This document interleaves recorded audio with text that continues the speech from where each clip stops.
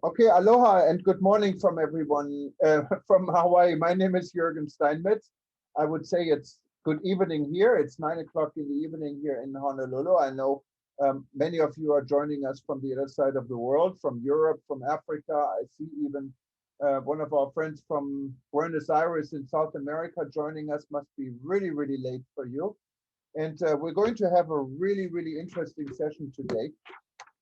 I wanted to welcome, and we'll get to Maribel a little bit later after we introduce some more people to this forum. But Maribel Rodriguez is our star today. She's a VP for the World Travel and Tourism Council and is joining us from Madrid in Spain.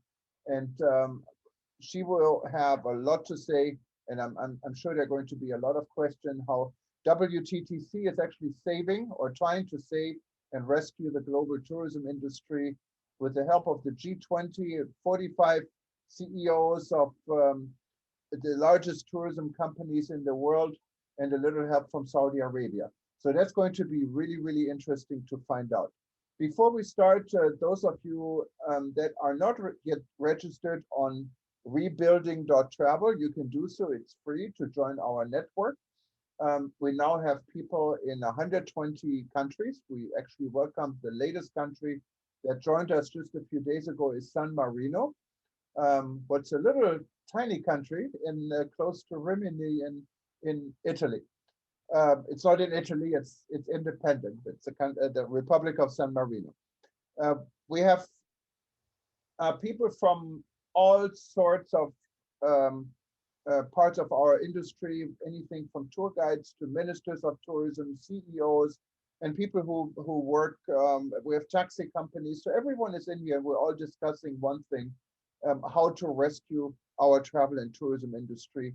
And so that's why I'm so excited for Maribel to help us out a little bit, because I think WTTC really has some great ideas too. I wanted to, first of all, before I introduce some more in this forum, say a special welcome to Taleb Rifai.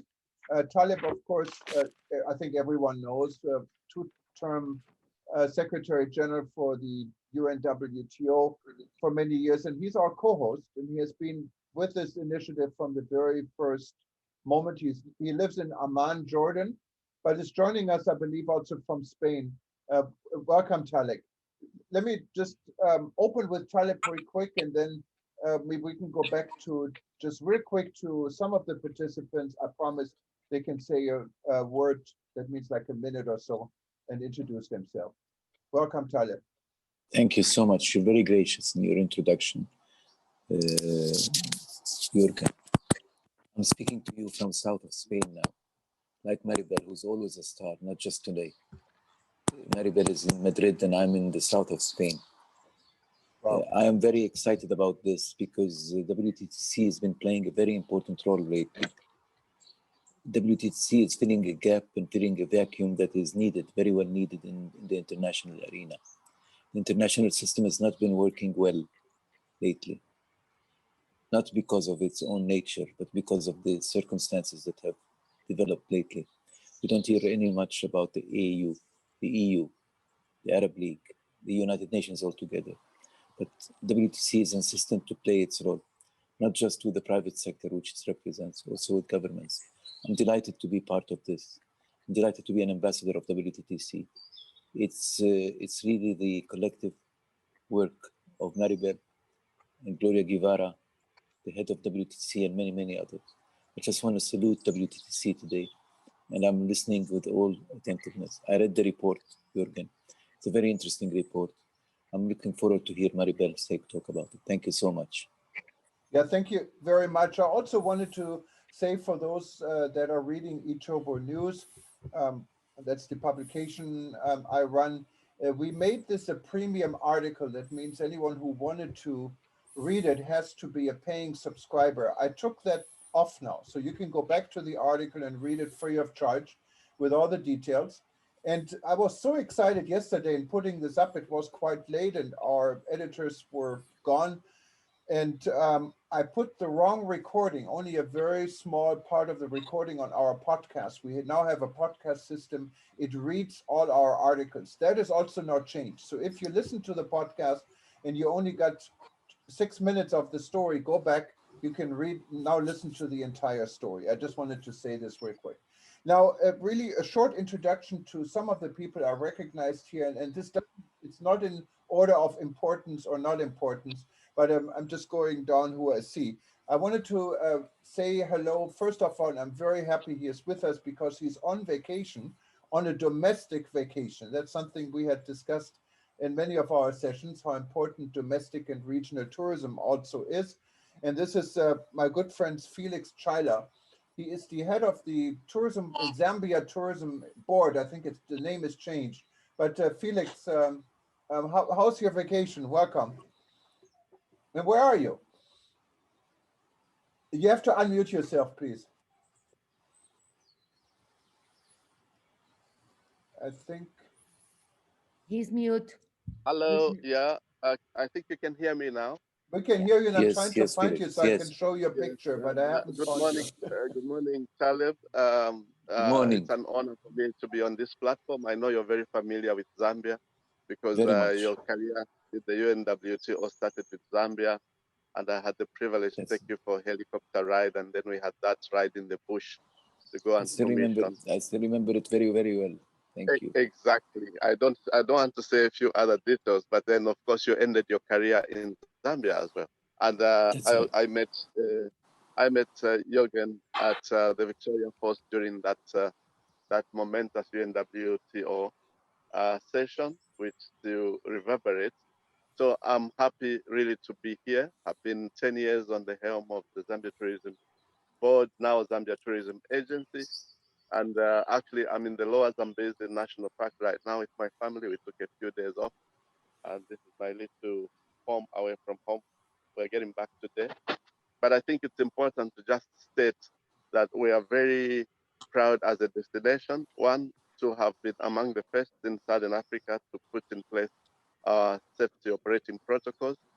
And of course, now we are very grateful for the safe travel stamp from WTTC. We are pushing domestic tourism, and with increasing interest from the domestic tourists, especially Livingstone during the holidays, we recognize especially the challenges of smaller population. Zambia is only 20 million and so many people money in their pockets. So we have to think regional tourism. And the challenge now is how do we harmonize the protocols between countries, and how do we get rid of the bottlenecks that might stop regional tourists from arriving? I think these are some of our challenges. Not testing kits at the airport, isolation. I did hear about. Okay, well, I think we may have lost Felix. Felix, if you hear us, we cannot hear you anymore. But thank you so much, and we're looking forward to your participation the rest of the show. And since you cannot hear us, let me go to our next guest, also another good friend, Deepak. He was the head of the Nepal Tourism Board for some time and is joining us from Kathmandu. Welcome, Deepak. How's everything? Thank you. Namaste, Jürgen. Namaste, Namaste. Dr. Rifai. Namaste, all the friends. Namaste. Finally, a civilized time for you. For a change. Yeah. Yes. True. So we have recently formed one tourism recovery task force, Nepal. So basically, we are working on the preparedness side inside the country right now. In this task force, we have brought all the public and private sector together, the heads of major tourism associations, member of NGO, member of civil aviation, and then I'm working as a coordinator for this task force. And very recently, we did a couple of programs in the preparedness side. For example, massive awareness and training campaigns, coordination with the local people, because there is a kind of confusion, both the side, there is a kind of fear cycles. For example, travelers, they have fear cycles that if they travel to the destination might be infected, or for destination also, there kind of some confusion. they need more awareness and training campaigns. That's what we are doing right now. And then from October 17, we are going to open our trekking and mountain activities because these activities are in isolation and in nature-based destinations. And gradually we are trying to open up, and that's how we are gearing up, Jürgen. Perfect. Thank you, and thanks for joining us all the time. I don't think you ever missed a session, so I really appreciate it. Thank you so much. Yeah, I wanted to say a real quick hello to Ibrahim Ayub. He's joining us from Mauritius, and he's involved in the tourism investment conference. I think a lot of you guys went before the World Travel Market. Ibrahim, tell us what's on the plate right now. I heard you're doing another investment, a virtual investment event you're working on right now, aren't you? Can you unmute yourself? I think we may. Okay, so you may have. I can speak on the behalf of. Okay. Ibrahim. Okay. Why don't you do that? Okay. We are planning now at ITIC, which I am chairing the committee of, the second investment conference. Is he in? Oh, I'm sorry. Okay. Are we in? Yes, go ahead. I'm sorry. Okay. We introduced you. In November in London, together with WTM. It's our main partner there, and we're trying to put together a very important virtual conference, which will be focusing also on Saudi Arabia as well, as has been explained by the G20, as a leader of the G20. But in general, it's a step forward. We're going to have these conferences once a year, definitely in WTM, plus in some regional places. Thank you so much, Jürgen. Thank you. And we're going to come back to Africa. We have three more, I think I see here. We want to come back to Africa. But let me a quick go to also a very loyal participant. And she's actually our first ambassador. And she's the ambassador for the rebuilding.travel network in the Balkan region. She's joining us from Montenegro. And it's Alexandra. I'm not even trying to pronounce your last name, but welcome. Just very quick, what's going on in Montenegro? Thank you. Good morning. Good morning to everybody. Well, as I reported previously, nothing much is happening here. No good news from Montenegro.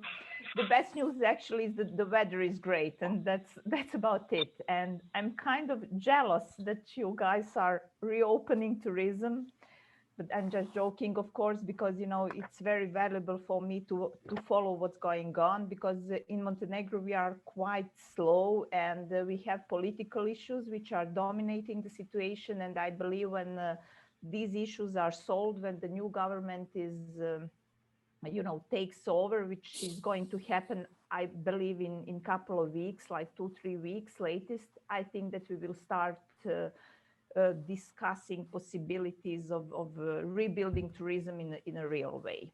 So that's about it from Thank you, Alexandra. Real quick, wanted to recognize, and also 1 minute, it's very hard to get him to speak. 1 minute, please. Or just to say something, my very good friend Jeffrey Lippman joining us from Brussels.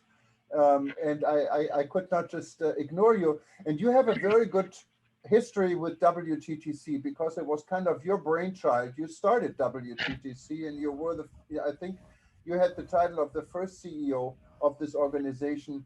As well as UNWTO. And I think he was a Deputy Secretary-General at UNWTO. Welcome, Jeffrey. Hey, thanks, Thomas. Good to see you, and good to see you, Maribel. I'm going to be very brief because I want to hear what Maribel has to say. All I can say is it's a huge satisfaction, having been the first employee of WTTC and its first president for 10 years, to, if anyone had told me in those days, you will actually be producing something with the G20, I would have said that is the height of what we have been created for. So it's a huge achievement. Congratulations. And it's great to see everybody here. Good to see you, Thomas. And as always, my friend Taleb, Good to see you looking so well. Take care. Thank you. Thank you. And don't forget, the climate crisis is existential, and we have to deal with that. Thank you. No, and I know you would say this. I was kind of waiting for this. Thank you, Jeffrey, and we will definitely support you on this.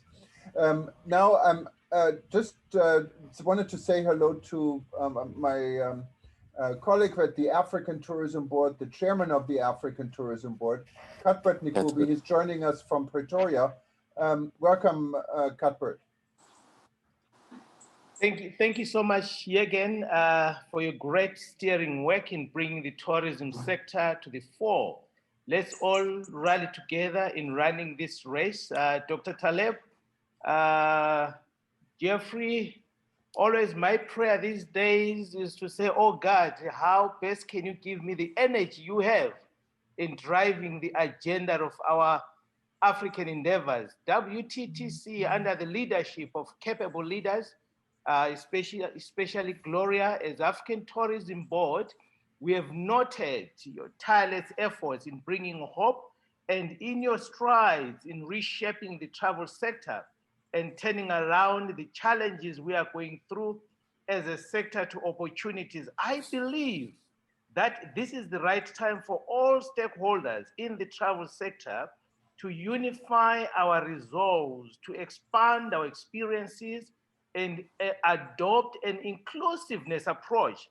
In the process of sharing our experiences, let's roadmap our sector to recovery. As I believe as well that tourism is a frontline industry because of its linkages with almost every other sector of the economy. So therefore, it must be at the forefront, stimulating the rest of the global economies to recovery. We're looking forward for this great engagement, and thank you once again, Jürgen. No, thank you, Cuthbert. And real quick, and then we need to go to Maribel. And there's a lot more in this forum I should have mentioned, and my apology, but you have a chance of saying something and actually be part of the discussion we're just about to have. But I wanted to say hello to Walter Memzabi.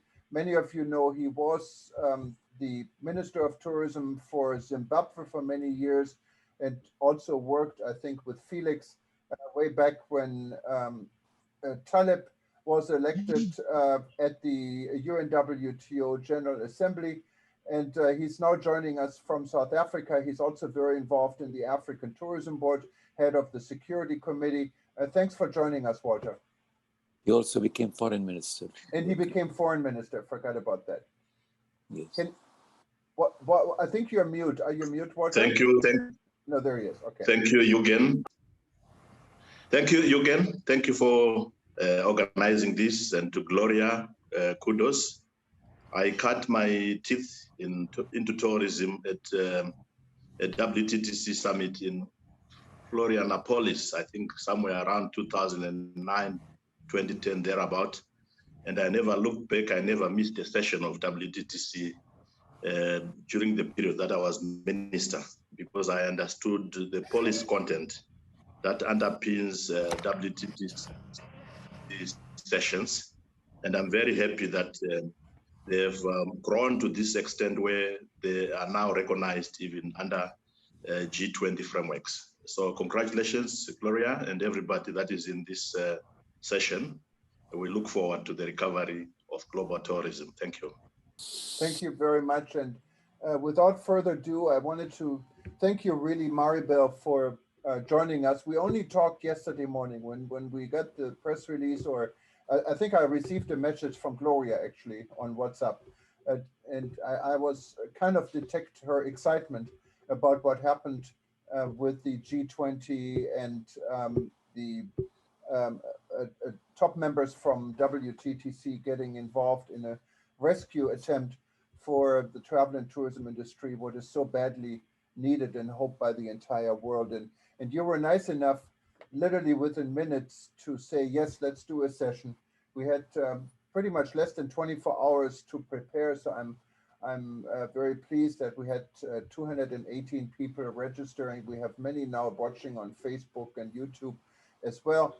and we're going to give a good coverage on ETN, and we're going to do a podcast. So we're going to give you the floor big time here. And my best regards to Gloria, who said that she was not able to attend today, but we wanted to do it before the weekend because it's hot news. It's something I think the world has been waiting for. So tell us more, what happened?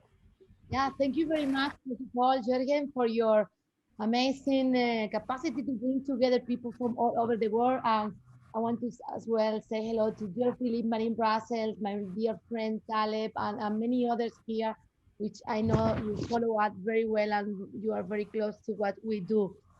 It has been a really an amazing week for us in the sense of we finally, after so many months fighting all together with the COVID-19, we could express to the from the private sector voice to the public sector, what do we need? And that has been done through, and thanks to the leadership of Saudi Arabia minister and the presidency in the G20, because they asked us to prepare a plan to recover 100 million jobs. But before I explain a bit about that, let me put you in context. Since this situation started, and we are private sector, but we have felt obliged to work together, no matter with whom, to be able to recover our beautiful sector.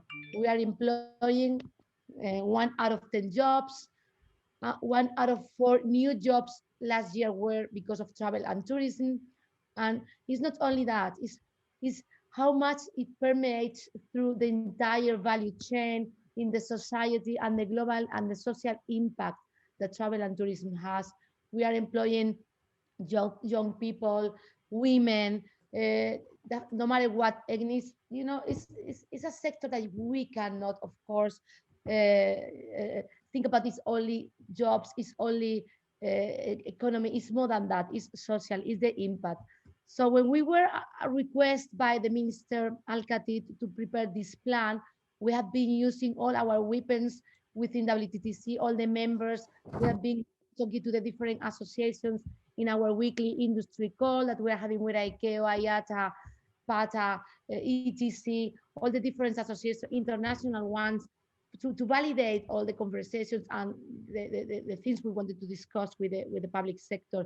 So we present what we developed, a concrete plan to resume international travel, because it is clear that it would be before the vaccine and after the vaccine. We are still before the vaccine, but even if vaccine arrives, we are not going to be able to be all of us vaccinated within 24 hours and up and ready to travel. So it will take a while. It will take probably months or maybe years. So we don't know that. But what we know is that we cannot keep impacting so much our beautiful industry, and we need to work together. And what we have been seeing over the last few months is an uncoordinated approach, because the different governments, they all have their own agendas.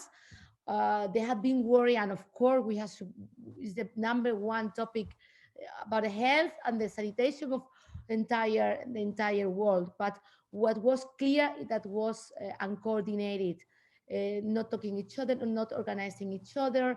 Or for example, now Taleb, you are in Spain, but in Spain, at the same time that Europe opened on the 1st of July, the regional travel, and everybody started to move.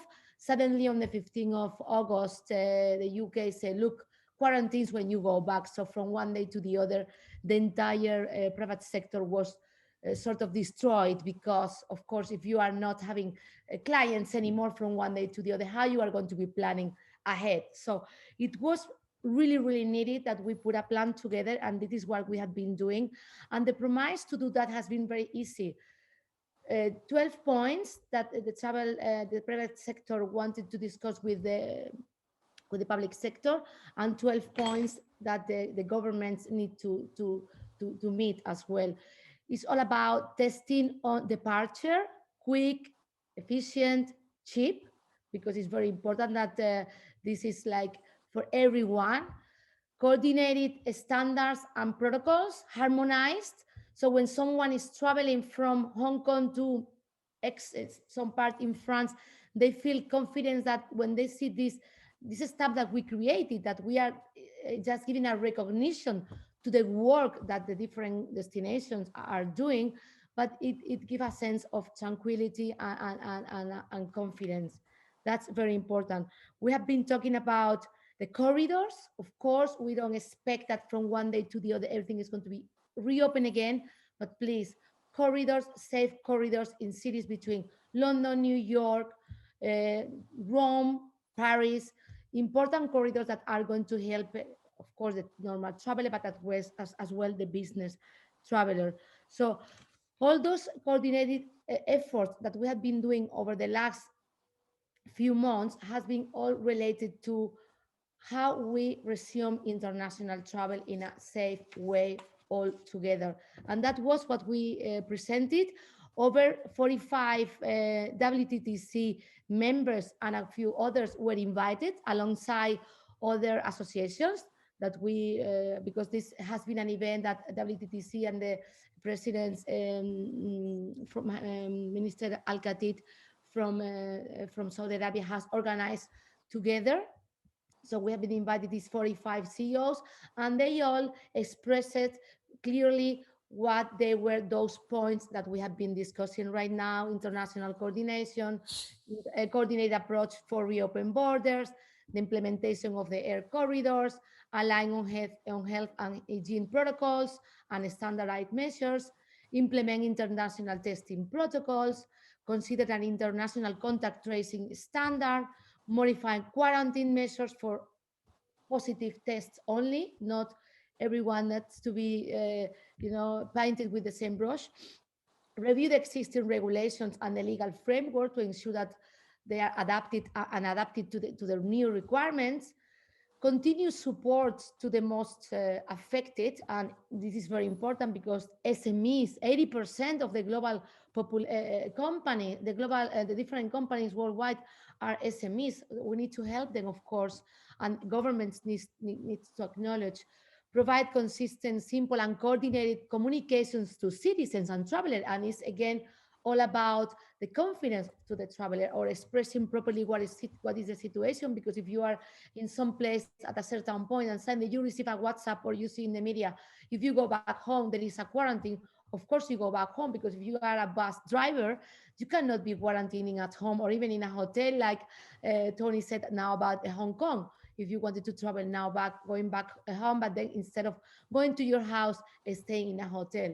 So continue support, because we cannot miss that. Okay, this is going to be in a few months, we hope, over, but again, we need to recover the confidence of the traveler, and we need to plan for that, and we need to start doing promotions, communications, being competitive as destinations, because otherwise there would be like a lot of people to be willing to do the same, but we need to to get focused. And of course, continue to invest in crisis preparedness and resilience, because of course, travel and tourism, we all know, and you know more than that is the group that you are putting together to talk about this particular subject, but we are very resilient. We have been analyzing over 90 crises of the last 10 years, and we know that after each crisis, we were stronger after, because we are a very resilient sector, and as well we are learning to recover faster and faster. But when in the crisis where the private and the public sector, they worked together, that was when the recovery was faster. If we do it in silos, it's not important. We as an organization are politically agnostic, as you can imagine. We give our hands to everyone to work with, because what we want to get is to have a safe and a healthy industry, but we need an industry. What we need is that after COVID, the companies are still there, that they can employ, that the social impact that we are bringing is still there. Families that are living because of travel and tourism, companies, SMEs, even students, gender equality, inclusion is what we are doing. So is why for us it has been really, really important to be able, for first time ever, to have such an important meeting and engage with our CEOs. And if you have seen the quotes from all of them, you can have a look in our website. We were displaying all of them yesterday. It has been really, really important for all of them as well to take this opportunity to express, like, for example, British Airways about the corridor between New York and London, and others talking about not only the corridors, the quarantines, because they were really affected during summer, and they wanted to express that to the government. So that was a great opportunity, very well received. We have received different acknowledgements. So, and that is the beginning. Now we have to start working, because that was the work that now we need to implement. So thank you very much for this opportunity. I'm super happy to respond to your questions or to give you more details. But our message is here: we are to work together, public and private. You know, the better we do it, the sooner and the quicker we will be recovering and bringing back to those things that we have before COVID. That now I always say, now everybody's missing the tourists. Before, nobody knew how they came to our cities or to our countries, and now when they are missing it, they are like putting in the right place that our sector has to be, which is in the core of agendas and in a transversal way. So thank you very much. I don't know if I took a lot of my time to explain, but happy to respond any questions. Thank you very much, Mariel. And I think if you look at the indication that you're bringing the 45 largest companies on the table, and you're doing this in the country in Saudi Arabia, what is hosting the G20. These are I would say, we can probably safely say, some of the wealthiest nations in the world. It looks like you can put your money behind where your mouth is. Who would finance all of this? That must have been an important part of the discussion, I would have thought. Yeah, I mean, they are there. I mean, we as members, you know, that we are very diverse in our membership. We have organizations which are developer investors. We have travel agencies, tour operators, cruise lines. We have airlines, airports. We have from the most disruptive to the most traditional. So all of them were part of this, and each of them played a role. We have some speakers, 12 speakers, and each of them were, of course, targeting what their worries, but not only in their behalf, because some of them were representing some regions. So that was a very interesting uncoordinated work, because it showed how we are united to fight against the same, you know, problem, which is the COVID and this and the willingness to have this global coordination. So it was very interesting to see like a hotel and an airline plus an investor together with a tour operator. They were all in the same boat. That is really, really important. So, and that was part of the conversation. And I think Taleb had something to add. Go ahead, Taleb. Thank you so much, Jürgen. I want to thank Maribel once again. I think what they've done is a great, great job under the leadership of Gloria.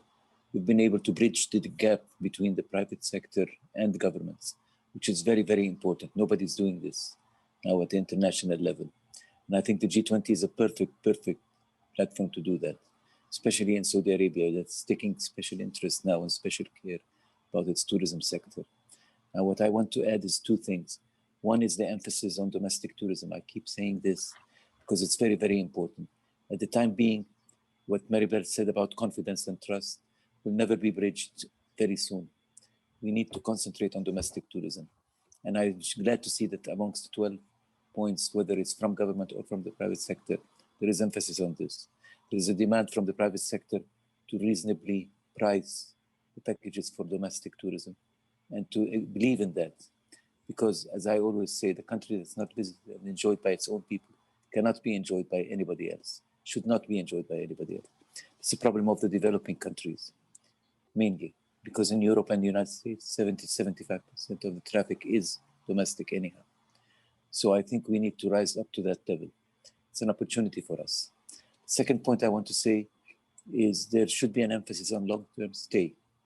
By long-term stay, I mean many destinations. I was attending one workshop. It was done with the Maldives and the Caribbeans. These countries have to start working now on longer stays. Many people are working from home now. There's a term called digital nomads. I think some of you have heard about it. I think we should encourage this.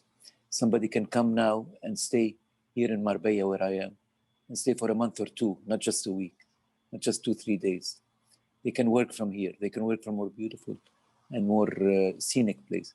Hotels can start pending long-term leases. This is something that we should consider now, because people are working from home a lot. Now they can find home somewhere else. We need to work with governments to issue certain visas for these people.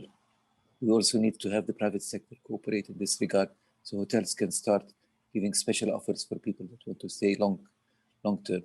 This long-term stay is going to be the characteristic. It's the only way to combat the issue of quarantine, because you can't go for 2-3 days or a week somewhere and then go quarantine for 2 weeks. But if you go stay for 3-4 weeks, 3-4 months, then you can afford to go back home and quarantine. It's okay. And this long stay is also about wellness and health. In the Dead Sea, Jordan, for example, where I'm staying now, it's a very, very attractive medium. You can come and stay for a month or two in one of the hotels at the Dead Sea. It's healthy, it's good. You renew your energy, you do work from home, and you enjoy your time. So this long-term stay is another idea that I want to put forward. Once again, I want to thank you, Maribel, for all the great work that you and Gloria do. Thank you so much. Yeah, and Gloria, thank you, Taleb. And Gloria, unfortunately, is not here today, and we are using this like divide and conquer because we really want to spread our voice across the world. And thanks, Jorgen, for accepting me. I'm super happy to be here today. And to your comment, Taleb, yes, that was even in a discussion. It was the word workation, no? Like, why don't you go? Yes. So something discussed already, and it's not the first time we are hearing it, which is totally true. Now, out of the bad things, some good things came out, and we need to use this as an opportunity to create new products, but as well as an opportunity for the different destinations worldwide for them to reshape and to see what is the product they want to offer.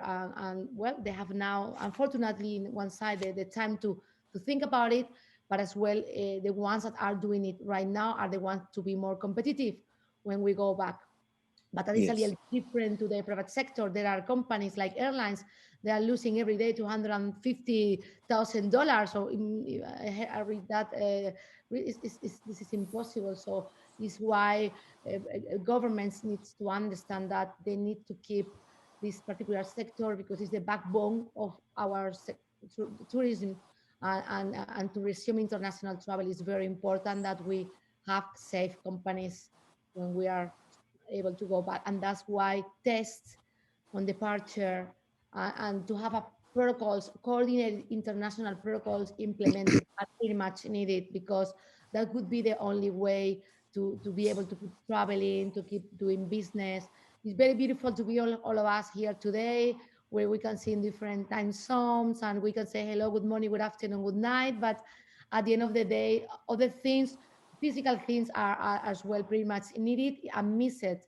And of course, we need to think about, okay, we'll never disappear this fear or till COVID is gone, but we need to learn about how to be and coexist with such a situation, because we don't know what is going to be coming next. So the sooner we are ready to react and coordinate ourselves in protocols and standards and tests, the better. Thank you Thank very you so much. May I just make a quick comment, please, Jorgen? Sure. I'm glad that Maribel brought the issue of testing. I personally am not waiting for testing. I don't think we should freeze our lives waiting for testing. Testing is not the solution. The solution is, vaccine is not the solution. Vaccine, I'm not going to be waiting for the vaccine. I'm not going to be vaccinating myself. I don't get somebody like Trump to convince me to vaccine. But testing is very important. So I think testing, tracing, and then treatment directly is what's needed. T. That's what I heard from some of our friends in Korea that they're doing. Because waiting for the vaccine could be a long-term thing, and nobody's going to trust the vaccine now. So we should start working immediately now. We don't have much time to waste.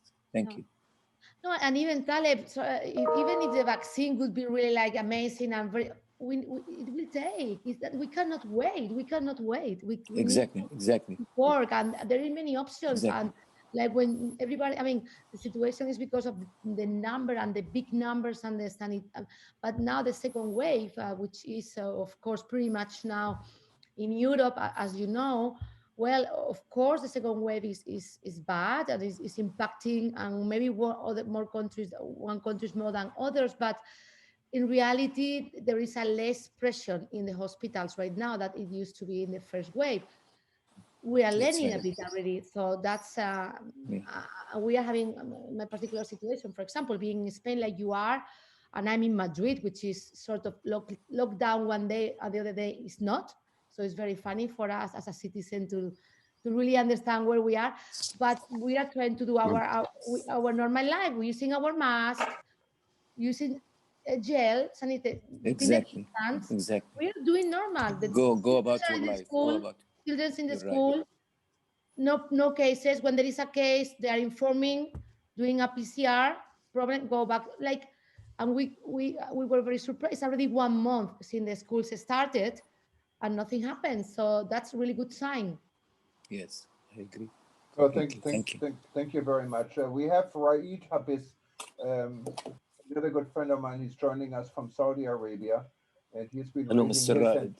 And I wanted to just, before Raed, maybe you can unmute yourself, and I don't know if your camera works so we can see you. Then I can put you on the screen. Wonderful. But in the meantime, Raed is getting ready. Anyone who I see a lot Yes, of questions. I'm ready, Mr. Jürgen. Sure. I want to say Assalamu alaikum wa rahmatullah. Good morning and good evening to everybody where you are. And thank you for giving me this chance to speak. Actually, I can see many of my friends here, Dr. Taleb, أهلا. and also Mr. Ibrahim and Mr. Paul, and many good friends. Just give me a minute. I will start my camera. Yes, we see you better now. Is it clear? It's Friday, actually, Yes, today in Saudi Arabia. You're on a different planet, Mr. Raed. You're on a different planet now. Yes, we are in one planet, yes. or our planet, the digital planet, which I really want to thank Mr. Jürgen for putting all this effort to connect us all together from the tourism and travel industry. Actually, I was very glad to hear the effort that have been put by WTTC and the Ministry of Tourism of Saudi Arabia by Mariam. Special thanks to the speech she delivered today. Yes, Saudi Arabia, under the leadership of King Salman and the Crown Prince and the presidency of the G20 and its location in the middle of the world, is trying to hopefully rebuild the travel and tourism industry again and integrate all the effort, as I said, the resilient and security and safe tourism, which is a good effort that have been put in place. And I watched a video that was sent to me by our friend, Dr. Peter Taralo, with Dr. Guy from Cisco. I think this is one of the excellent effort to bring back the tourism and to gain the trust for governments and also the tourists themselves. The effort that I heard that putting up 45 CEOs from different industries, from airlines to hoteliers, tour operators, digital booking systems, etc. That's great effort. And yes, Saudi Arabia hopefully can, during the interim period, contribute a lot to rebuilding travel and tourism. Now I can see a lot of movement from UNWTO opening up an office in Riyadh. Hopefully WTTC and IATA and many global organizations. And we look forward from the private sector, actually, and especially the SMEs, because I worked in IATA about 25 years. I appointed almost 2,000 travel agents in Saudi Arabia. And these are actually the movers and checkers of the industry. And I recommend that there should be more effort to organize a global workshops or events or training through the digital platforms to bring people together, to bring travel industry professionals together and governments in order for this industry to have a quick recovery and a quick accelerator programs. So I really think that we have to consider very much in these activities the startups and the SMEs in the travel and tourism industry. I don't want to speak too much. I know there is limited time. And thank you very much for giving me the opportunity to speak to this beautiful members. Thank you, Jürgen. No, thank you, right. And I know we've been following the development in Saudi Arabia, and I know we were supposed to meet actually in Saudi Arabia after ITB Berlin, what was all canceled, and times have changed. And I'm so glad that Saudi Arabia, with all these fantastic plans in motion already now for some time, opening up to global tourism, is taking a lead in this. And this is an opportunity not only for Saudi Arabia, but also for the world, I think. We have a lot of people asking questions on the chat group. What I have to admit is a little bit difficult to see and to sort. I would much rather ask anyone who wanted to contribute and ask a question, just raise your hand and we give you the microphone. And while you think about doing this, and I have a number of questions here sitting pending, but I'm going to wait for more people to raise their hand. But I wanted to give the microphone for a minute to Peter Bryan. He's joining us from Tanzania, and it's a surprise. He didn't know I would give him the floor. But Peter is one of our global heroes. It's a program we started for rebuilding.travel of global tourism heroes. We have a number of them actually here. Jeffrey Lipman is a part of this group, and Cuthbert is part of this group. And Peter really had a fascinating presentation at one of our sessions some time ago. And maybe, Peter, if you just have a minute, you ask a question also here online, you can just say hello and tell us a little bit what you're doing, how you contributed to the reopening of tourism in Tanzania, and what do you think about the initiative from WTTC? Good morning, Jürgen, and good morning to everybody. Thank you very much for the opportunity to speak. We've been watching everything possible that might help us to open tourism, because generally for African countries, the domestic markets are very weak due to spending power and interest in actually traveling internally. In more sophisticated economies, perhaps like Kenya, South Africa, there's much more proclivity to travel domestically, but here it's beyond the reach of most. So for us, the domestic market, domestic tourism is not really a viable option, considering the size of our tourism, with, for example, Zanzibar with 17,000 beds. That's never going to work for us. We were skeptical, as you know, because I was on that webinar with you about the safe tourism seal. And because many countries have been given this, even countries that are not even open for tourism. So there's a question here on the question board asking, what do you think the effect has been? That might be an interesting topic for somebody else to answer, but I think very little. The main goal for us is to convince, for example, the EU to be uniform in its policies towards allowing its citizens to travel, not only within the EU, but to countries like Tanzania, which have a safer, if not no COVID at all, status. And at the moment we are trying to influence the Italian government to allow the charters to begin again to Zanzibar. KLM has just announced new flights to Zanzibar twice weekly and are stepping up of their schedule into Arusha and Dar es Salaam, Kilimanjaro and Dar es Salaam, which is great news.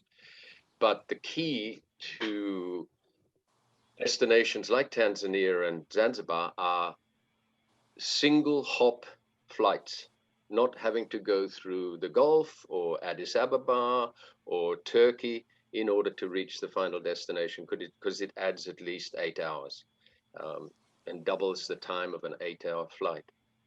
So we've got some structural problems, but most of all, we have this disunity in Europe, which I think Maribel already mentioned. That is, to me, the greatest obstacle we have, because that's our big market. Thank you. Thank you, Bryan. Jürgen, may I make a comment on this one, please? Yeah, Jürgen? sure. And Maribel also wanted to respond to it. Sure, sure. Go ahead, go ahead, Maribel. No, please go ahead, Well, I was Maribel. telling that the problem with Europe is because all of us think that Europe is one country, like the United States, and it's not. And within Europe, the countries itself has regions and cities and communities. So the major travel barrier right now is to have a common coordinated approach. Is why we had started all our conversations internally, because for Europe, it's very important that the travels are starting in the region again, because it's the #1 destination and as well as the #1 emissor. So you're absolutely right. But there is some movements already starting. Unfortunately, they haven't done it before. They were very discoordinated at the beginning, coordinated at the end in the middle of July, and now again back to the original situation. So, but there are initial approach again to not to restart altogether, but to start with bilateral agreements, and they are talking about corridors, which is very important because, as you said, there are destinations not affected, very well controlled, and why those has to be, put in the same pocket as the others, when you can easily do a bubble for them to travel, like would be, as you have mentioned, or in Canary Islands, for example, with a few cases, and other parts of the world. Thank you. That was my comment. Thank you very much. And I think Thomas, can I say a couple of things? Yeah, sure. I think Taleb was real quick, and then sure. Yeah. Okay. Go ahead. Taleb, go ahead. It's okay, Jeffrey. I'll say just a few words. First of all, Peter, thank you so much for your intervention. I just was not very comfortable with your dismissal of domestic tourism, as if it's a hopeless situation. It is our responsibility as a private sector to make it affordable to people and to readjust ourselves and think differently, to bring in the domestic market. You can't just say it's not right for us. It doesn't make up. I know it doesn't make up for foreign currency, doesn't make up for trade deficit, but it does keep our facilities open, and it does keep our jobs alive. So I think it's very, very important to take that seriously. The second point I want to make here is what Maribel said about international arenas. Now, you can't just ask governments to do some things that are not logical sometimes and not healthy. For example, there are many destinations that are corona-free. Jordan, for example, for a long period of time, was 0 to 10 cases only. Now, once they open the borders, even the land borders, not the airport, there are 2,000 and 3,000 every day. So don't be misled by the fact that you're a safe destination now. Once you start having some people coming to your country, you're going to get more cases, which is okay, but you have to be prepared for it. Unless you're very strict on your procedures. That's what I wanted to say. Thank you so much, Jürgen. Thank you. And Jeffrey. Yeah, Thomas, firstly, I want to support Taleb in his comments on domestic tourism.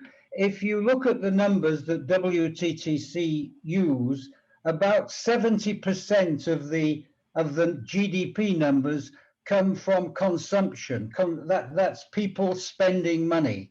So and also within national borders, there are plans to help people to have money even when markets have stopped. There are recovery plans which are nationally based. So if you can tap into this and you can incentivize people to use the money that they have in a way which is good for domestic tourism, it's a great thing. So I want to make 3 points. The first one, and congratulations again to Maribel.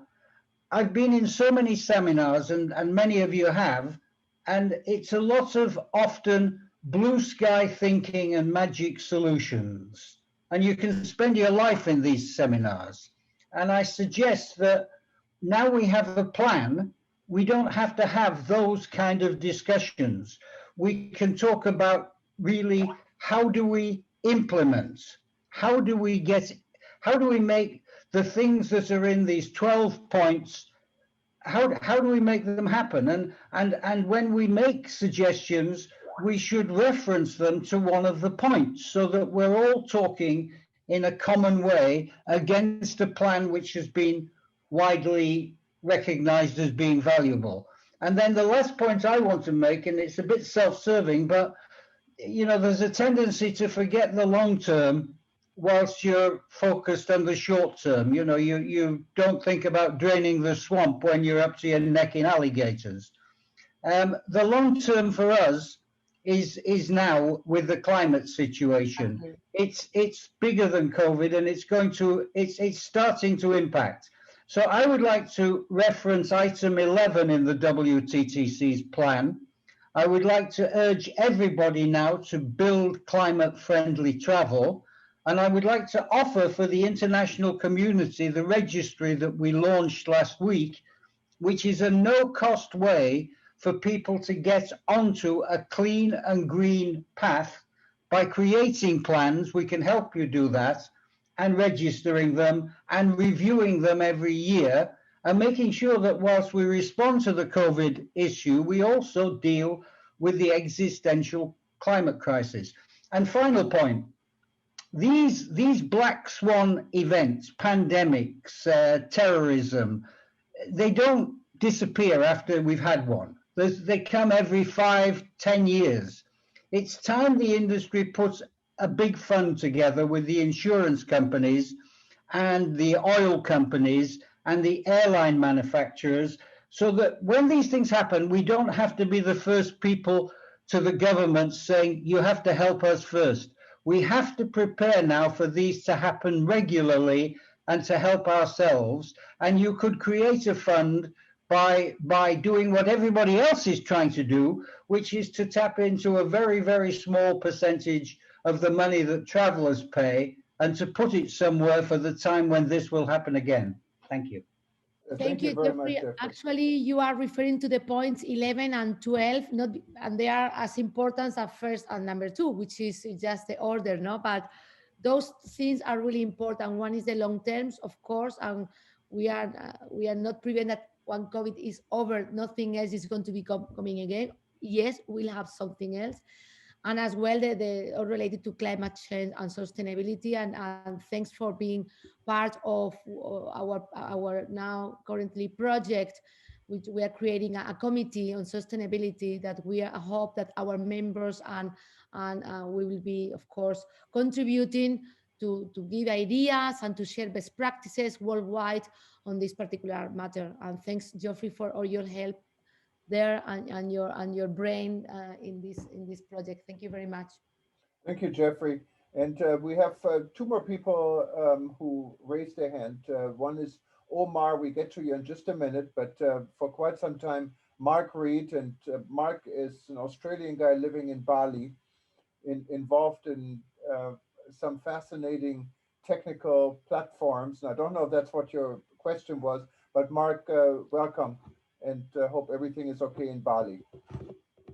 I feel welcome, and thank you so much for taking me into into this community. It's at the heart of everything that I do, and I am watching Bali go from paradise to a ghost town and get wave after wave after wave. Now that we've opened up our domestic tourism, which is to be expected, I guess. But where I've come into it, I come into this industry from a background of digital marketing and knowing how to use digital marketing and software to engage those that are unable to engage in digital marketing and keep themselves on the radar in the tourism industry specifically. And we all know that 70% of all the tourism sector are not literally bookable or searchable online. They're still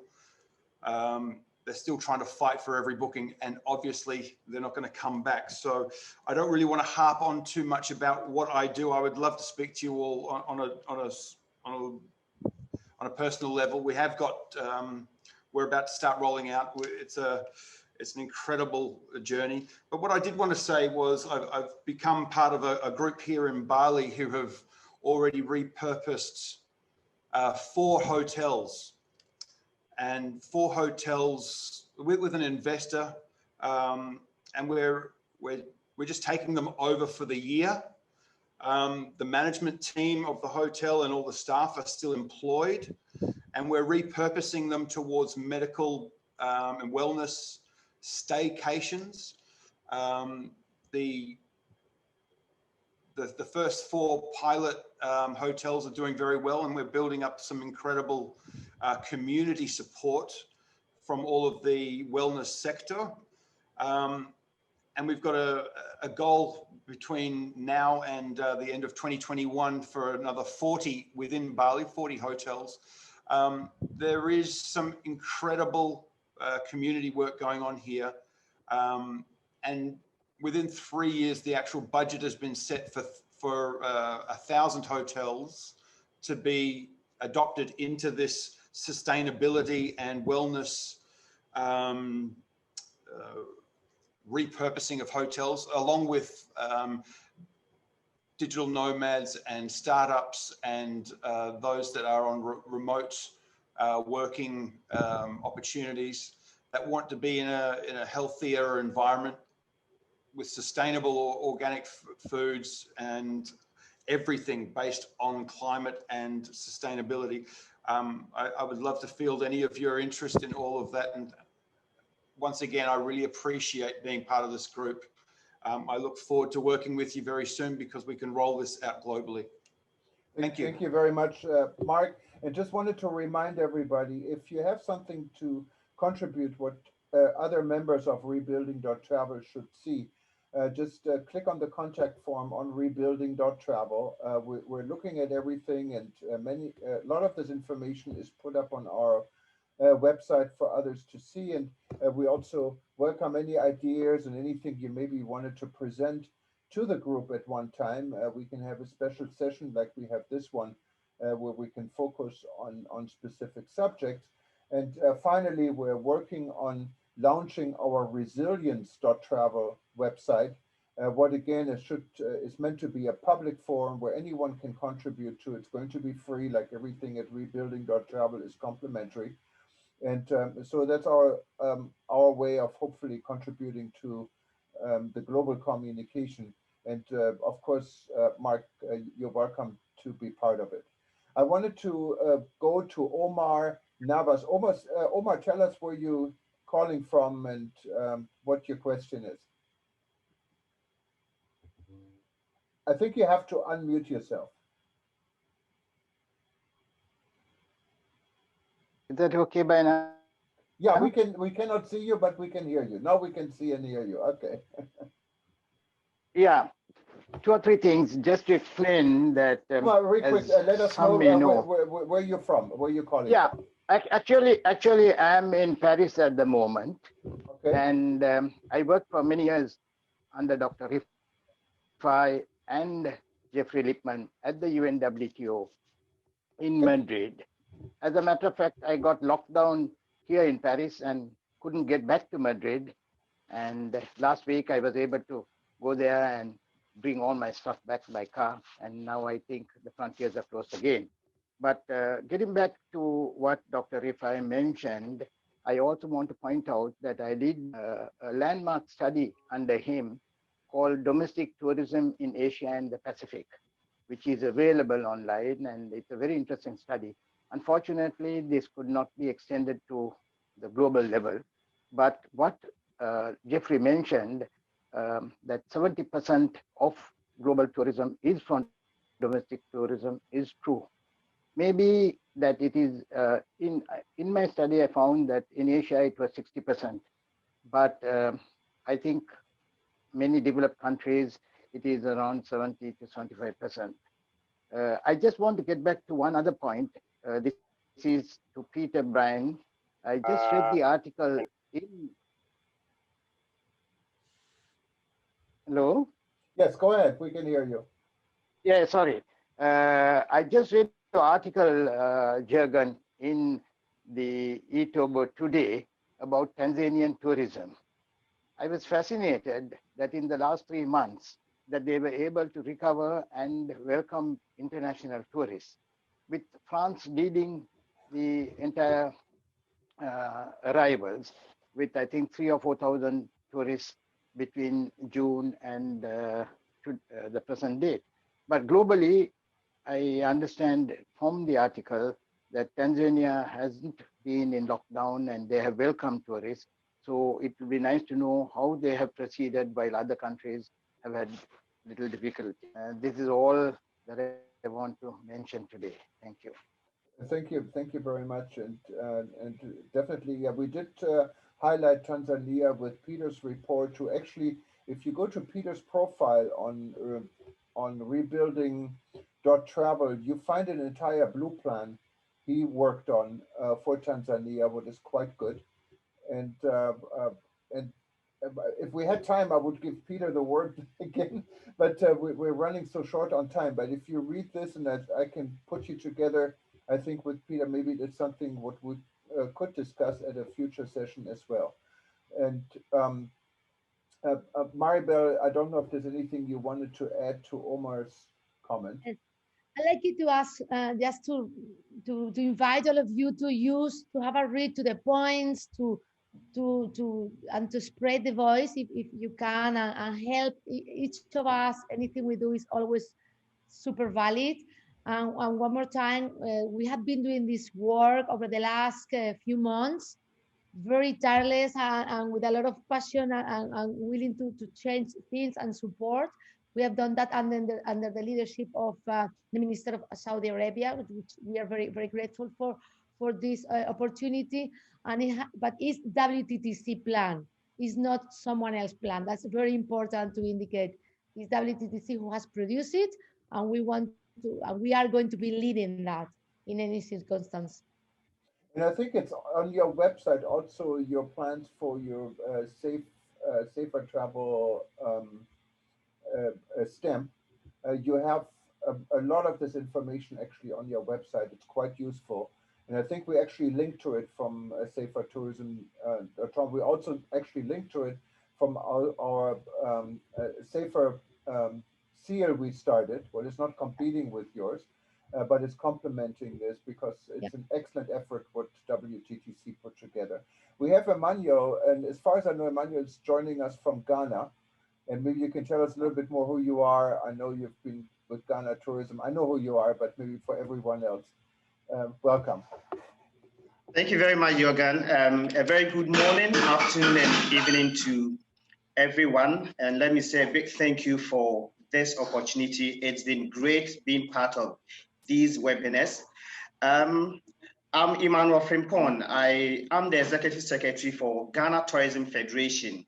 Ghana Tourism Federation is the umbrella body for all private tourism sector in Ghana. So we have about 32 different trade associations. You have a tour guide, a tour operator, the chefs association, the various hotels, about 32 different trade associations. Now, my question actually goes to Maribel. What is your plan to support not too big organizations? I know you are engaging the big organization, the G8, the G20s and all that. What is your relationship with the not too big organizations that are actually making impact in Africa? That is one. How are you engaging them? Two, how are you also bringing the youth to be on the table so that we can also contribute? Because many a times the decisions are made without getting us involved. So I want to find out about these two things. Thank you very much. Thank you. Thank you for the question, Emmanuel. And as I have been mentioning before, because we believe, and it's reality, that our sector brings value not only as an employees and to the GDP, we are bringing to the employment, youth, women, different, people from worldwide, gender equality wise. So for us, it's really important because it's the most inclusive sector worldwide. You can start in a hotel as bellman, bellwoman, and end up being manager or director. It's the only sector where you can do a chain of growth without having to go to the university in that case. So it's very inclusive. So for us, it's one of our 12 points highlighted that. And when it comes to SMEs, as I said before, again, it's one of our interests and points in the plan as well, because 80% of the companies worldwide are all of them SMEs. When it comes to what companies are we engaging with to help Africa and to bring to Africa, bear in mind that if we avoid and if we change what we have now with the travel barriers, many big airlines can go back and they can start traveling and they can go to the different countries, Africa, non-Africa, but worldwide. Same with hotels, same with everything, same with operators. So all the actions we are doing now, of course, we have to target a little bit different region by region, but now it's a global issue. All of us are on this now. So there is no point to just tackle a couple of cities or regions when it's a global problem. So, but when we solve the global problem, the regions will be easier because it's going to be a cascade effect. But the youth, sorry, the youth, engaging the youth. The youth as well is as our sector. If you see at the worldwide level, is the number one, not engaging, employing youth people. So, but of course, we need to keep on working, and there are many initiatives, and this is part of our sustainable growth plan, and it's a very, very good and valid point. But we are already considering like a big part of our employee workforce. Taleb, I think, wanted to cut in here. Thank you so much. I think what Emmanuel was saying, which I thank him for raising that up, is how do we involve the youth in the decision-making process as well, not just the receiving end. I think that's very, very important. That's very important, Maribel. As a work, as I said, but now we know that the first travelers are going to be the youth people. They are going to be the ones because they are the most resilient. They have no fear to travel. So they are going to be not only the travelers of today, but the travelers of the future. So those people are for us very important because other ones are going to be traveling first to different countries. So we have to target them somehow. And then their testimonials could be really useful. You know, now the new technologies, the way they are working, the way they are traveling are pretty much important for destinations as well, to be perceived, to be present in those platforms. So there are many, many ways to engage with the youth, not only as employees or travelers or students, but as well as the one that are going to be the one and the first going back to the destinations, because there is not as much, there is less sensible, the COVID for them than for elderly, as you can know. So very good. So in this part, they will be like one to target. Thank you. Jürgen, may I make a suggestion here, please? Yes. Sure. I think we cannot leave before concluding what Maribel just said. We have 12 points now, and 12 points, 24 points that came out of WTTC. This must be our entire agenda. Like Jeffrey said, enough of talking about so many things. I think we need to look at this agenda now, WTTC agenda, refine it as much as we can, send to them our comments, and adopt it as our agenda, the agenda of everybody, an international agenda. Without doing that, we will not be able to move a step forward. We should know what we're fighting for. And this document is an excellent start for that. Thank you. So yeah, I definitely, Taleb, agree with you. And as I've mentioned to Gloria several times, we would love to work with WTTC and contribute to your plan. And I think it's a good group, as you can see. We have people that are excited about the industry, that really care about the industry. So I'm looking forward, if that's okay with WTTC, we would love to find a way to work with you on this and taking Taleb's lead here to work on going through your agenda, what is all now very new. I only saw it yesterday, so. No problem. We can share it. You have it there, use it, and of course, we are more than happy to, from time to time, gather here with you. If we are invited, we are more than like happy to join you and explain about where we are, what is the process, what are our improvements or our difficulties, and share that with you and try to to work together in that sense. And we are very happy to be here. I know that you have had as well in the past other of my colleagues. So yeah, so that's a great news. Thank you very much. Maribel, what we're saying here is that WTTC agenda must become the global agenda. Absolutely. That's what I'm saying. I think it's worth it. What we have seen, 12 points, if we refine them a little bit, add a little bit of what has been said today, just refine it a little bit, and then make it a final document that is speaking on the behalf of everybody, any responsible person, responsible for environmentally, responsible socially, responsible economically. All of this must be in one document. This is an excellent document. It's a 2-page document that sums it all up. Thank you. Well, thank you, Taleb. And as I probably could have predicted, as we all predicted, this is such a hot subject we're talking about, and we have now so many questions lined up. We can probably sit here all night and all day to go through it. So we're going to try to sort through it.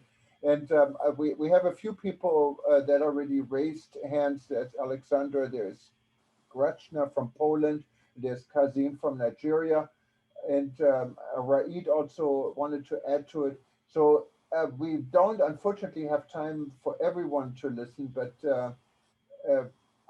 let's go on here and see as much as we can handle. But Alexander from Montenegro, go ahead.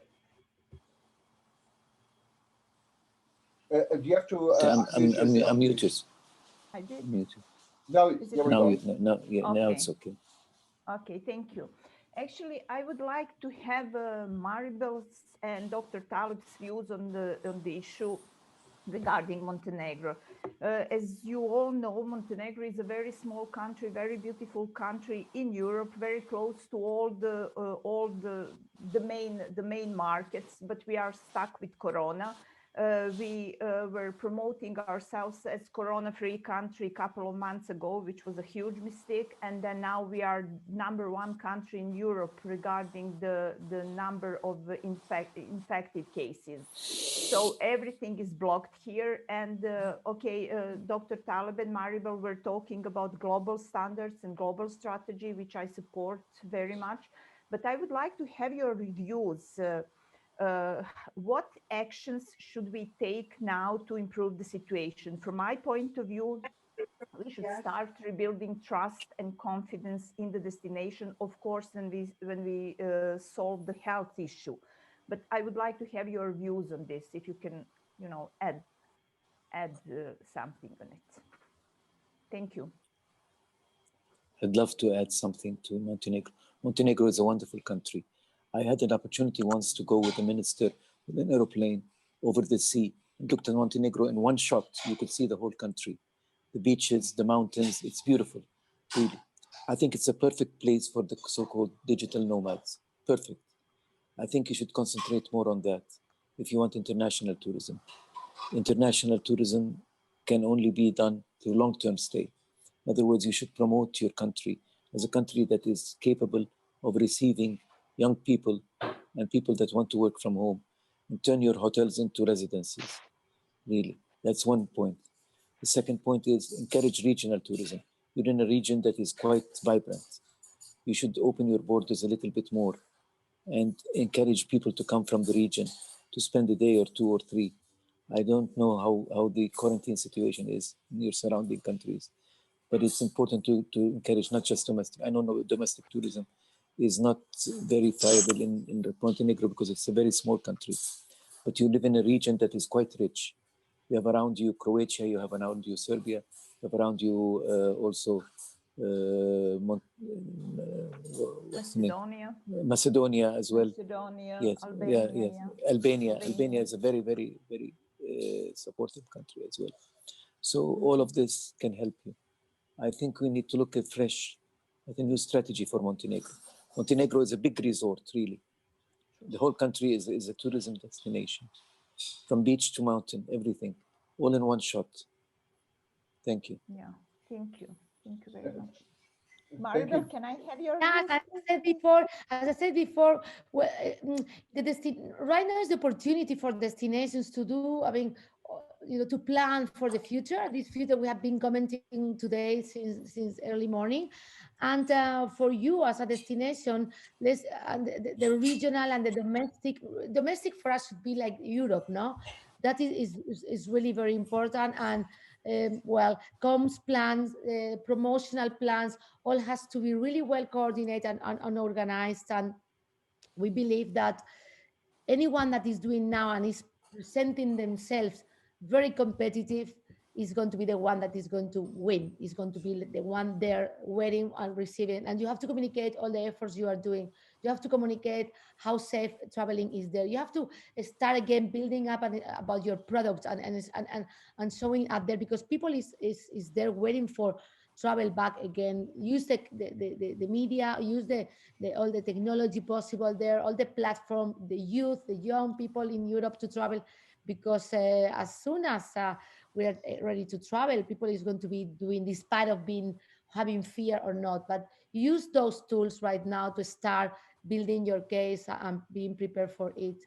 And as well, very important, the citizens of the regions and destinations, because they have to be they have to welcome the tourists. They have to know the impact that this sector has in their livelihoods, because they don't know till they don't have seen it. Now they have seen it. The little shop next to a hotel, the person that is cleaning the rooms, the boutique which is in front, the souvenirs, the food, the restaurants, all of them, they sometimes take for granted that the tourists are going to be there. And no, they have to be part of the value chain. They have to help the destinations. And that is very important. They all understand, and we need to communicate. Sometimes we miss that. We miss communicating to the citizens how the travel and tourism is impacting them. We are always measuring the induced, only not direct, indirect, and induced effect on the GDPs and jobs, but it goes further than and beyond that, because impact much more than that. Impact on women going to work, impact of the 30% of the young people that is going and work in travel and tourism, impact more than that. So is why it's important that we communicate properly and we do it. And we haven't been doing that very well over the last year. So let's profit, because when we're thinking about, I was having a conversation the other day with a destination, and they were saying, look, automotion in some parts of the world are as big as tourism, and they are not so talkative, and they don't speak. You don't see them in different fora.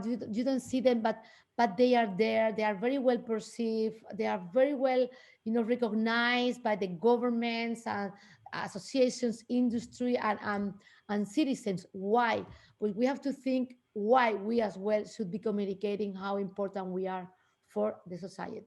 So I would just add that the key is to communicate, to promote, to marketing all the solutions that you just proposed as digital nomads and all the rest of the things. But the key is the communication. Communication. Yes, what you are doing, being transparent.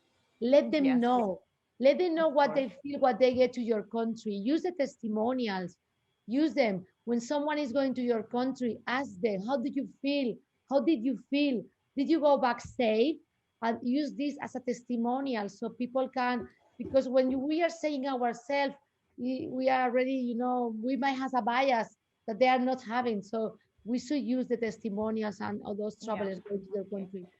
Unfortunately, I'm not sitting in the National Tourism Board of Montenegro. So, I'm trying to help to rebuild tourism from my side, but your suggestions are very are great and very welcome. Thank you very much. Welcome. Thank you, Alexander.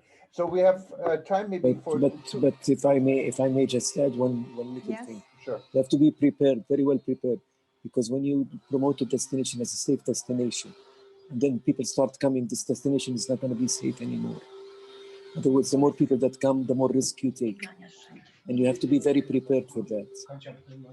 We had the same thing in Jordan, as I said. In Jordan, we had 0 sometimes cases. Now we're having 2,000-3,000 because we opened up too much, too quickly, unprepared. So you have to be very prepared, otherwise you will have a reverse reaction to that. Thank you. Thank you, Taleb. So we have 3 more that raised hands we're going to get on the screen. And then I think we have to wrap it up for today, and we can share some of the comments with everyone. And then also, of course, at the end, we share the video with everyone. And I'm not even going to try to pronounce this name. Grażyna Grodziak from Poland is joining us. And you had an observation. Welcome. Hello, Jürgen. Thank you so much for inviting me to this meeting. Unfortunately, my camera is off, so not even picture can be shown. Do you hear me? Yes, we can hear you fine. Yes. We cannot see you, but that's fine. Yeah, that's fine. So maybe next time, as I'm going to visit my IT specialist to make it. Okay, so I already sent a chat to you some my concerns, and maybe it will be also some kind of hint for other regions or countries that. We should also think about contributing ourselves to the industry. And as an example, I can give you our group, special task force group, I would say, together. And this group was formatted already in March, when we saw that the problem is coming, and a very big problem is coming to our industry. So we encouraged 18 different associations to meet, to speak, and to address our concerns, fears, and objections to the government, and whom we encourage, AV specialists, event companies, all these technicals that they are working for concerts, big tour operators, buses, and so on. So this group was really very serious, and government could not say no to our resolutions and to our not the resolutions, but to our provisions of resolutions that were addressing to our government. So we needed around 4 months to convince the government that this is the power and the income to our GDPR that we are producing is really very important, and what they will lose if many of us or majority of us will bankrupt it. And as a result of our lobbying, we got 3 stages of the government support, and of course it's not enough, and we cannot survive for years, but since March we are closed. I mean, our businesses are closed or hibernated, let's say, but still we are surviving. So we are not facing now any bankruptcy because we got the governmental support. Now the government is saying that they do not have more money, but still we are existing. That's a very good point. And saying that, I would like to encourage other regions or other countries, the associations from these regions and the countries, to talk to the government and to show them our power and what we all may lose in terms of GDPR for the country. We were successful somehow for this moment. We created, we renamed our group from the special task force group to the council, to look more serious in front of the government and of the government different agendas and different organizations that they belong to the government. So if I can somehow give the advice that they really, the government and the other organization, they really are hearing us when we are in a group. not just one agency, not just one association, but as a group. We were successful. But what we are suffering now, that we are not having the consistent regulations from EU, that one day this country is open, one day that country is closed, this and that. Of course, we are the second wave, in a process of the second wave of pandemic, but in let's say better times, like it used to be in August or September. I personally had two groups, incentive groups, one to Zakynthos, to Greece, and one to Djerba, to Tunisia. So it was possible to travel. Now it's a different situation, but just to summarize, we should contribute as associations and a group of agencies, not alone, because alone we cannot do anything. That's why we are here today, right, to talk together, correct? Absolutely, and I think you have a very good point, and we take this to heart, and I encourage you to also summarize it, put it on our group so we can see how we as a group here build a larger group. And I know Maribel has also another event coming up, so we're really running short in time. There is Kazim from Nigeria. Kazim, can you just do this in 1 minute? I know you're on TV all the time, so you know how to do that. If you could really short, because we are way over time, and Maribel actually is supposed to be at another meeting. Kazim is from Nigeria with a TV station. I've been a guest on this station. Welcome. Thank you so much, Mr. Clements. Well, I know time as much has gone so far, but let me just say this. What I'm trying to bring to the world is that I want to see what WTTC can do for Africa generally, because as it stands now, we have more at that advantage position when it comes to opening our tourism. Before now, it's not been all that good. But what I want to tell the VP of WTTC is that whatever she can do, to support Africa, the more currently, so that we can open the continent more to business, because the COVID-19 did not really affect us much. So that's just my own contribution. Thank you very much, and thank you everyone. Maribel, I know you got to go, so I give you the last word, and we can wrap up after you leave. So thank you very much. To your question, I couldn't really hear very well your question, but there are two things to respond to you and to the former speaker. First, we have a lot of data. Please use it. There is a lot of data for 185 countries, 25 regions.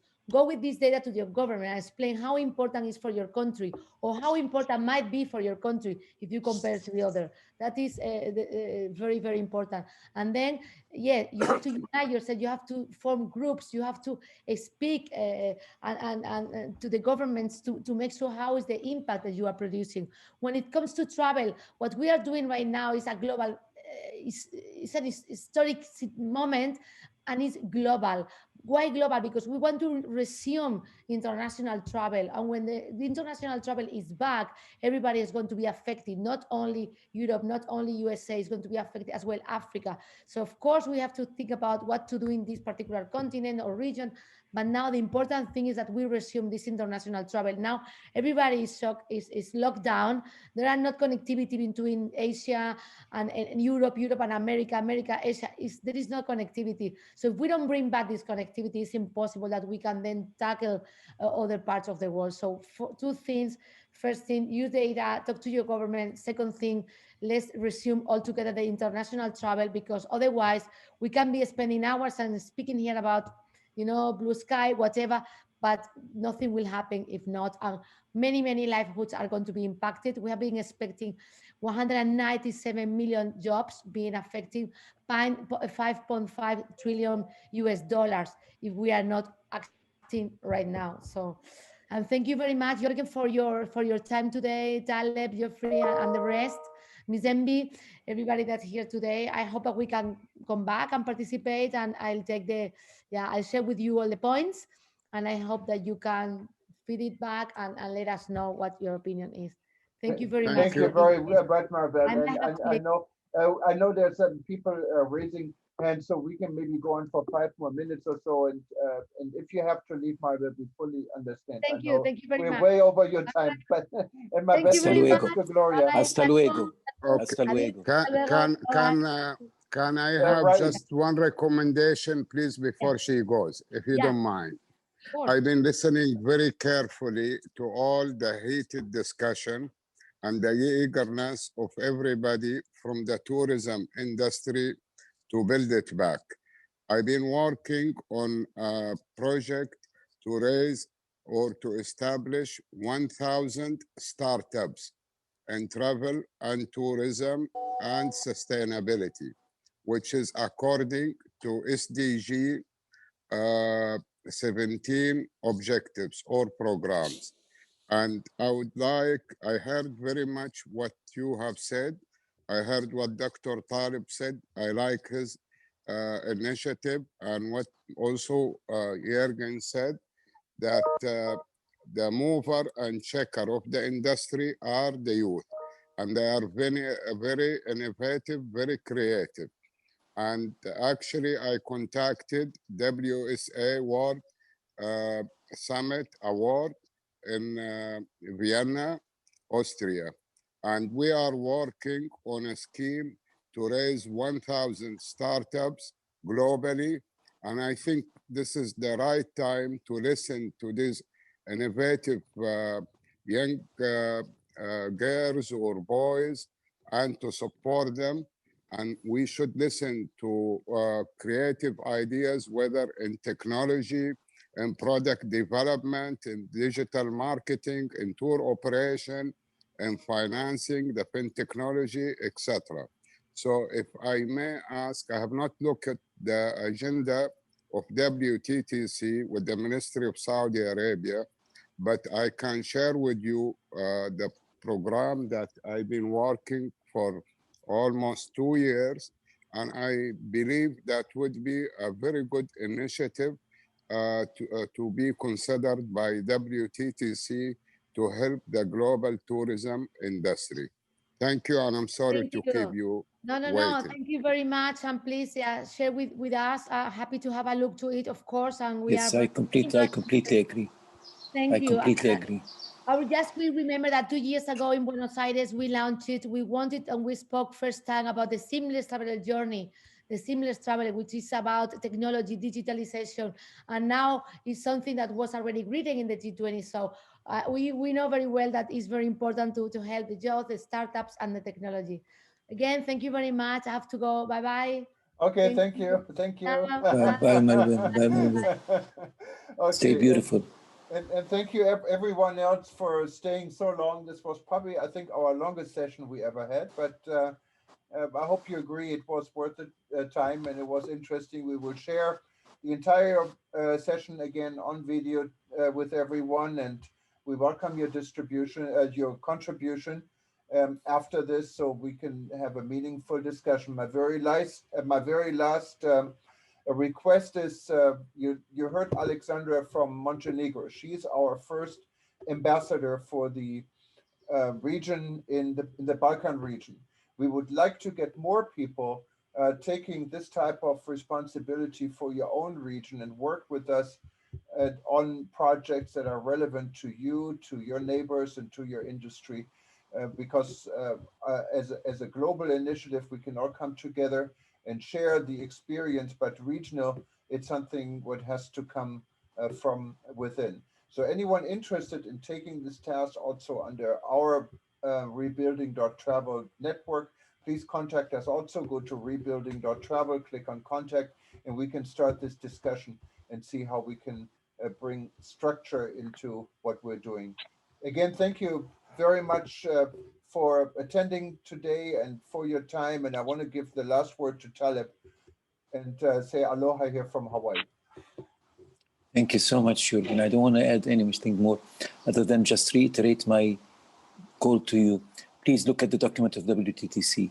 Consider it your agenda. Refine it and send it back to us. We will work with WTTC to make sure that this becomes the global agenda. I think the 12 points, plus 12 points, one from government, one from private sector, constitute a very, very logical framework for all of this. Thank you so much once again. everybody, and I'm delighted to be part of this wonderful group. Thank you. Guys, bye-bye.